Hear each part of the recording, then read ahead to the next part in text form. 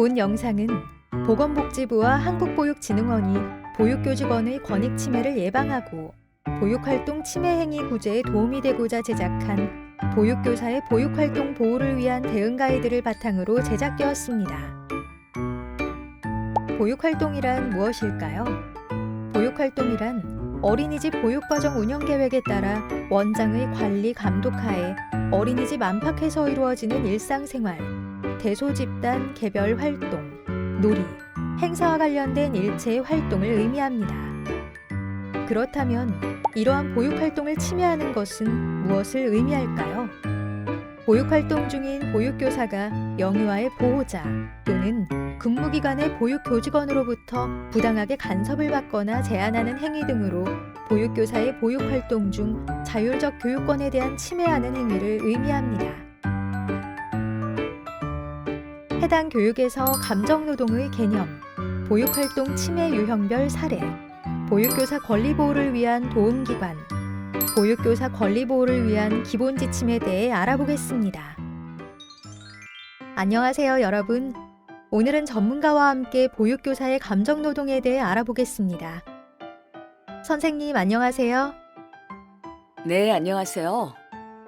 선생님, 요즘 이 감정노동이라는 단어가 자주 들리는 것 같아요. 네, 맞습니다. 감정노동 많이 들어보셨죠?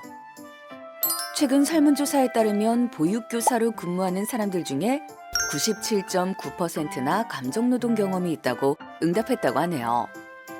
와, 그럼 10명에 9명은 경험한 거네요? 근데 감정노동이 정확하게 어떤 것일까요? 감정노동은 고객응대 업무 수행 과정에서 자신의 감정을 절제하고 자신이 실제 느끼는 감정과는 다른 특정 감정을 표현하도록 업무상, 조직상 요구되는 노동 형태를 의미합니다. 감정노동은 주로 소비자 응대 업무에서 많이 요구되는데 감정노동을 하는 노동자는 자신의 기분이 나쁘거나 슬프거나 화가 나는 상황에서도 회사가 요구하는 감정만을 표현해 소비자를 만족시켜야 하는 상황이 많이 발생하곤 합니다. 그리고 노동자의 친절한 응대에 대한 소비자의 주관적 판단은 감정 노동자를 더욱 힘들게 하죠. 앞서 설문조사를 통해 보았던 보육교직원 또한 감정 노동자에 포함되어 있습니다. 보육교직원이 근무하고 있는 어린이집은 법적기관으로서 어린이집을 이용하는 영유아들의 안심보육을 위하여 최선을 다해 근무하고 있고 영유아 보육법을 기초로 해서 가정과의 연계를 통해 영유아의 건강 성장을 도모하고 있는데요. 보건복지부는 이러한 보육교직원들의 권익 증진을 위해 제4차 중장기 보육계획을 통하여 보육교직원의 권익보호 환경 조성을 위한 부분을 강화하였습니다.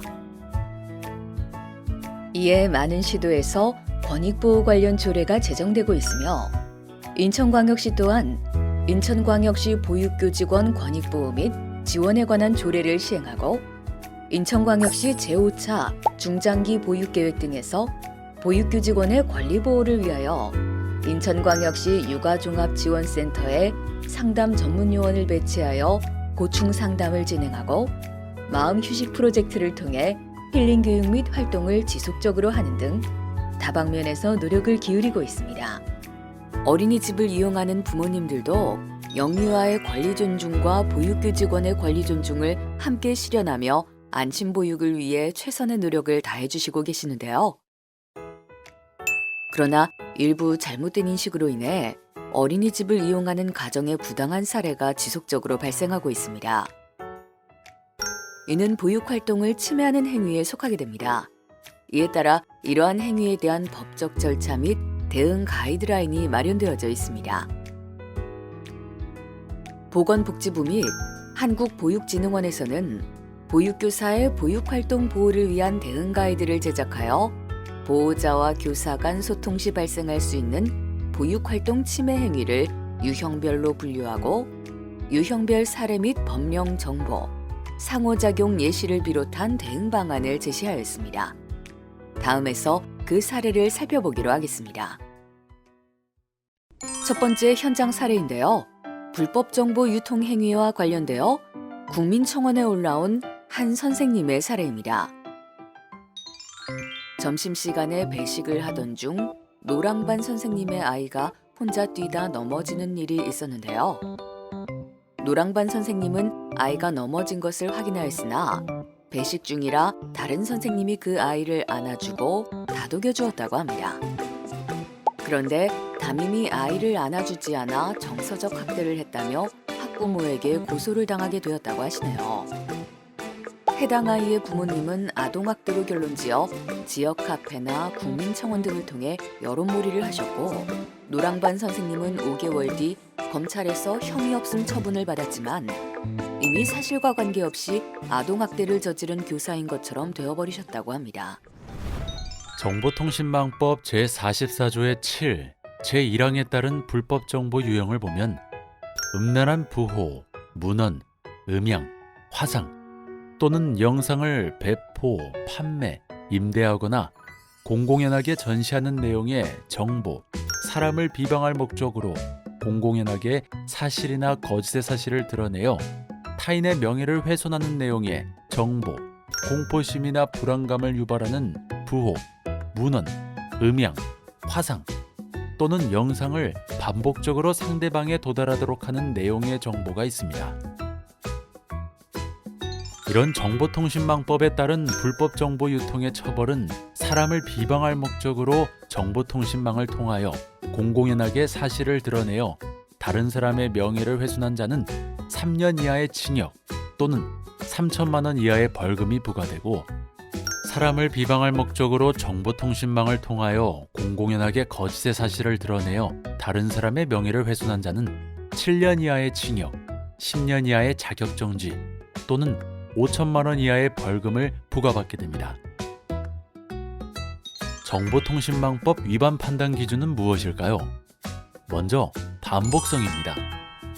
정보통신망법 제44조의 7, 제1항, 제3호 공포심이나 불안감을 유발하는 내용의 정보에 따른 위반 여부는 반복성에 의해 결정되는데요.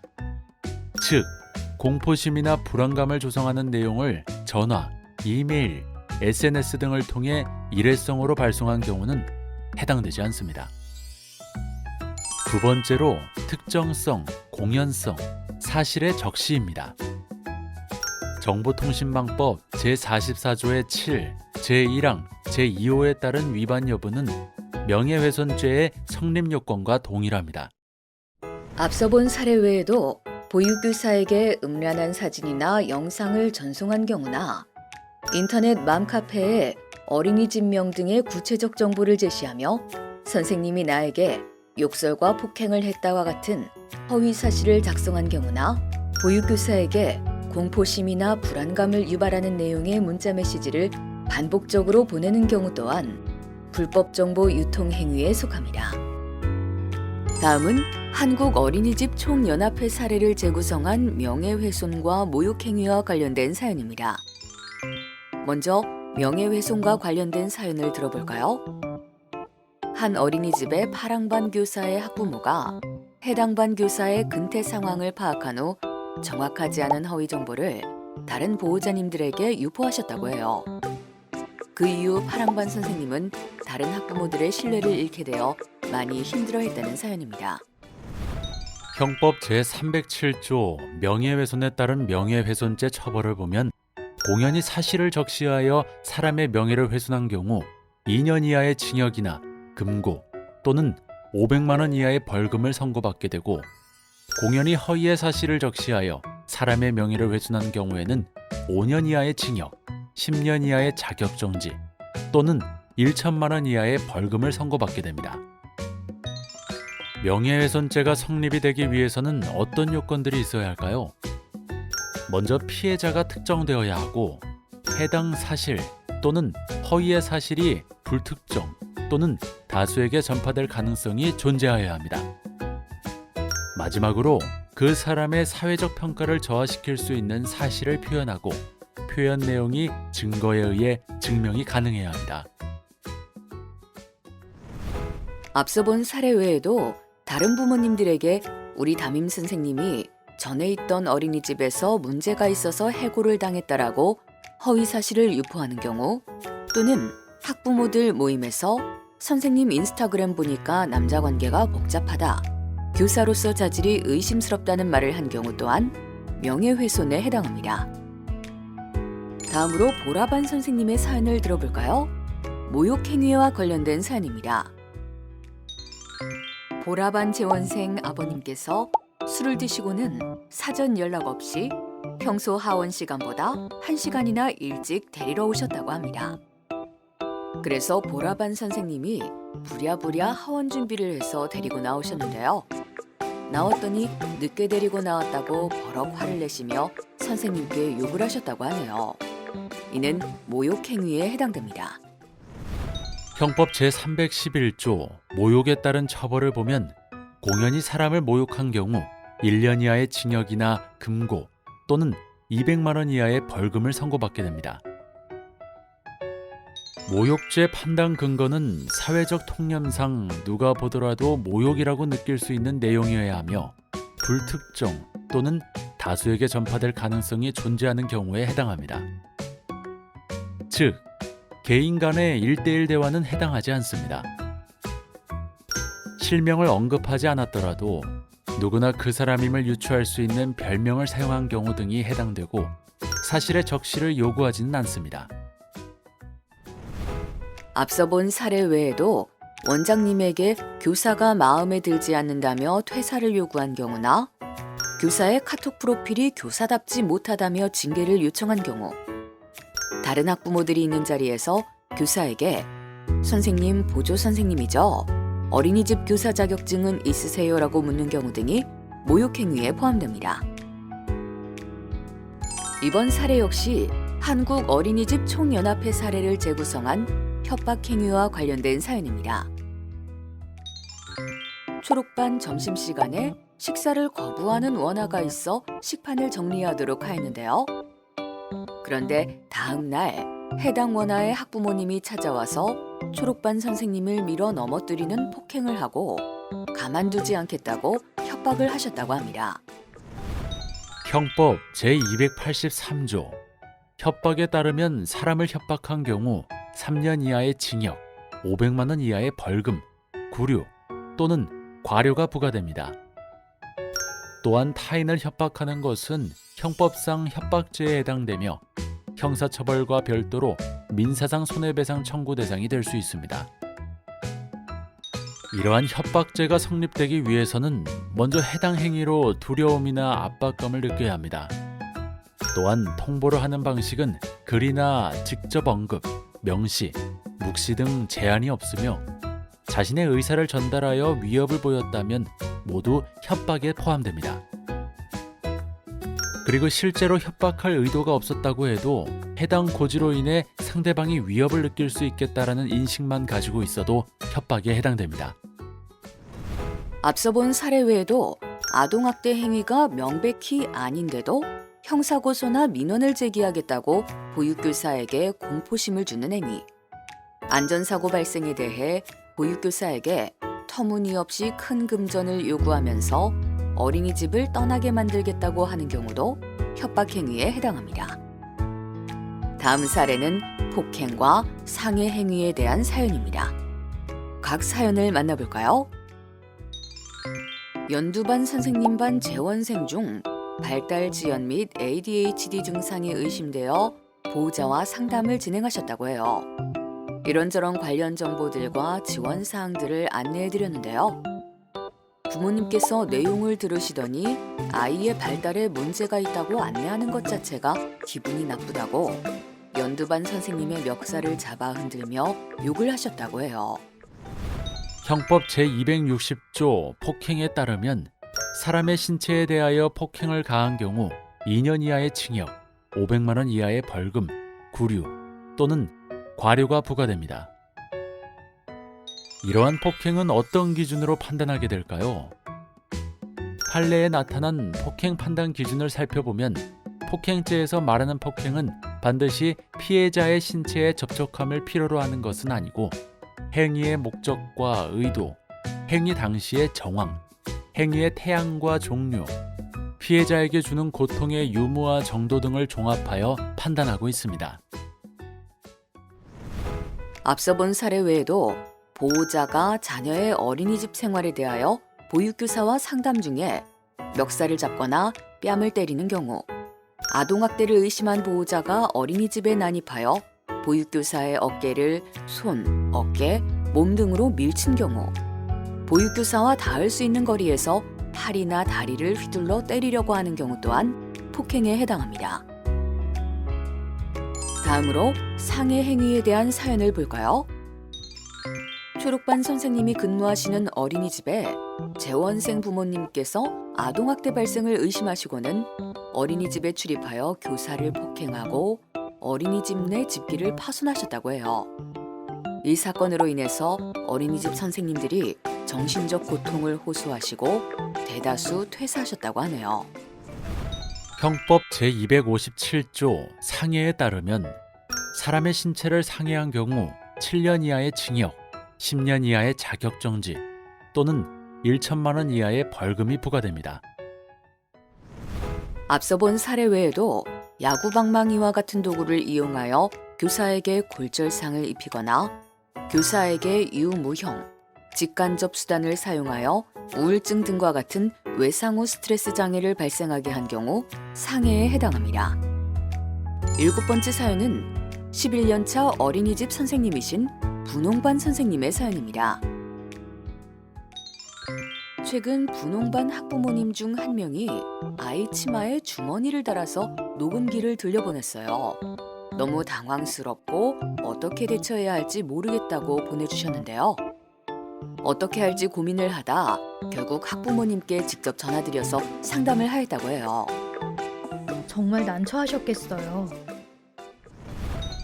통신비밀보호법 제16조 벌칙에 따르면 공개되지 아니한 타인 간의 대화를 녹음 또는 청취한 자는 1년 이상 10년 이하의 징역과 5년 이하의 자격정지에 처하게 되어 있습니다.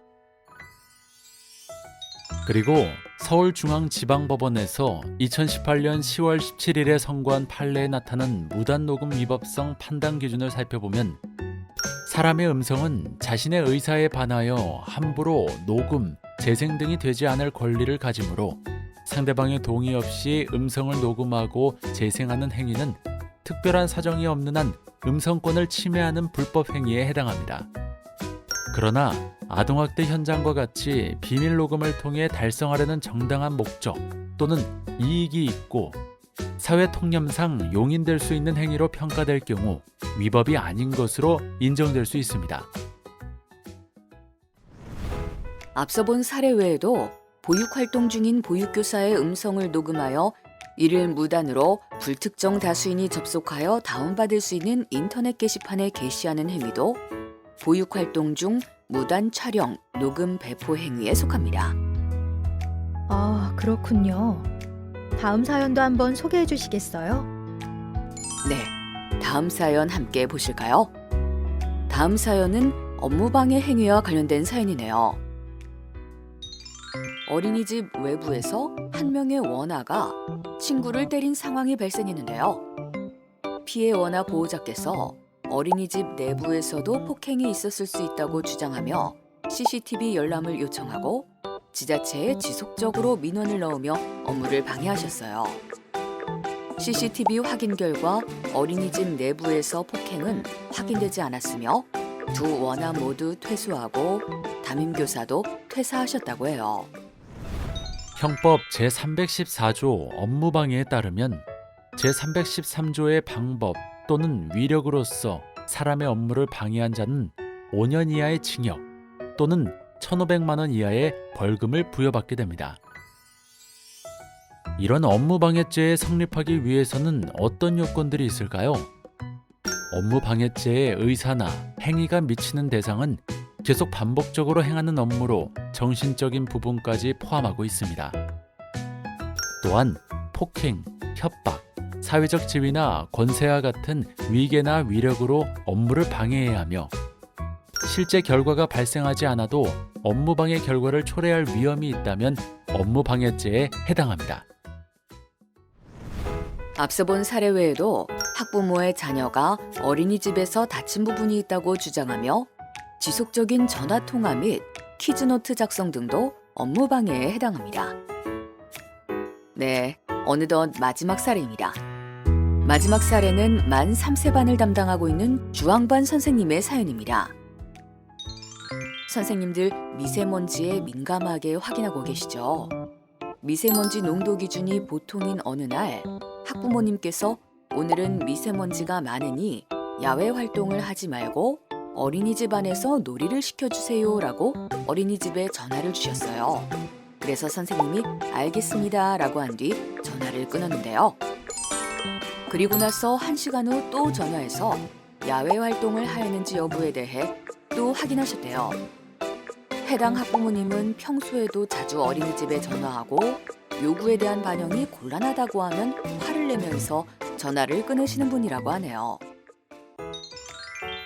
자녀의 개인적인 이유로 체험활동 등 각종 보육 과정에 반복적이고 부당한 요구를 하거나 간섭하는 경우이거나 보호자가 아이가 좋아하는 특정 음식을 별도로 전달하며 자신의 아이에게만 제공해달라고 무리하게 요구하는 경우, 보육활동 중 전화, 문자, SNS 등으로 아이 관련 상담을 요청하는 경우, 프로그램 활동 사진, 급간식 사진 등 아이의 하루 일과를 세부적으로 촬영하여 전달을 요청하는 경우도 앞서 안내된 사례와 같이 보육활동 부당간섭 행위에 속하게 됩니다. 영유아 보육법에 따른 정당한 보육활동 참여 범위에 대해 살펴보겠습니다. 영유아 보육법 제25조에 따라 운영위원회의 학부모 대표로서 어린이집 운영에 대한 재반 제안 및 건의하는 것, 또한 동법 3항인 어린이집 참관의 내용에 따라 보호자가 보육 환경, 보육 내용 등 어린이집 운영 실태 확인을 위해 참관을 요청하는 건 모두 정당한 보육활동 참여 범위입니다. 네, 이렇게 7개 사연을 모두 보았는데요. 모든 학부모님들이 이렇게 행동하시진 않겠지만 간혹 이런 상황들을 겪으면 참 힘들겠어요. 네, 그렇죠. 사연과 같은 상황들을 겪으면 보육교직원이 심적으로 많은 고통을 받게 되죠. 육아정책연구소의 실태조사에서 보육교직원에게 보육활동에 침해되었을 때에는 어떻게 하나요? 라는 질문에 이런 상황들이 생기면 혼자 참거나 동료 교사에게 이야기하고 그냥 넘기거나 선생님들의 인권이 존중되고 있는지 생각만 하고 어떤 대처를 하지 못하고 넘긴다는 답변의 조사가 이루어졌다고 합니다. 그러면 선생님들의 보육활동이 침해되었을 때에는 어떻게 대응해야 하나요? 네, 먼저 보육교사 권리보호를 위한 도움기관이 있습니다.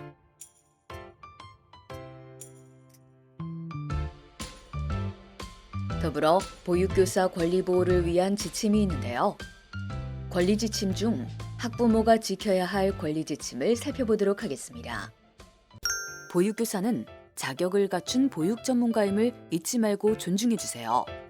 그리고 자녀 양육의 주책임자는 보호자님들입니다. 영유아 발달을 위해 보육교사와 긴밀한 파트너십으로 상호 협력해 주세요. 그리고 보육교사의 자율적 보육과정 운영을 믿고 지원해 주세요. 만약 자녀와 관련된 문제가 발생하였다면 먼저 객관적으로 사실관계를 파악하시고 감정적 대응이나 폭력적 언행은 삼가해 주세요. 긴급한 일이 아닌 경우 업무 시간 이외에는 보육교사의 사생활을 존중해 주세요.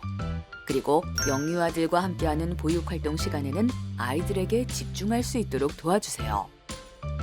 만약 보육활동 중 상담이 필요하시면 사전에 일정을 정하여 상담을 진행할 수 있도록 하겠습니다. 마지막으로 인터넷 게시판이나 단체 문자 등 사이버 공간에서 사실이 아닌 내용을 유포하거나 보육교사의 명예를 손상시키는 행동을 하지 말아주세요. 보육교직원의 권리 존중 속에서 영유아의 행복이 자라납니다. 영유아를 위해 지역사회의 존중과 배려, 그리고 부모님의 멋진 협력을 기대합니다. 인천광역시도 보육조례와 함께 영유아 및 보육교직원의 권리 존중을 위해 항상 노력하겠습니다. 인천의 꿈, 대한민국의 미래, 인천광역시가 실현하겠습니다.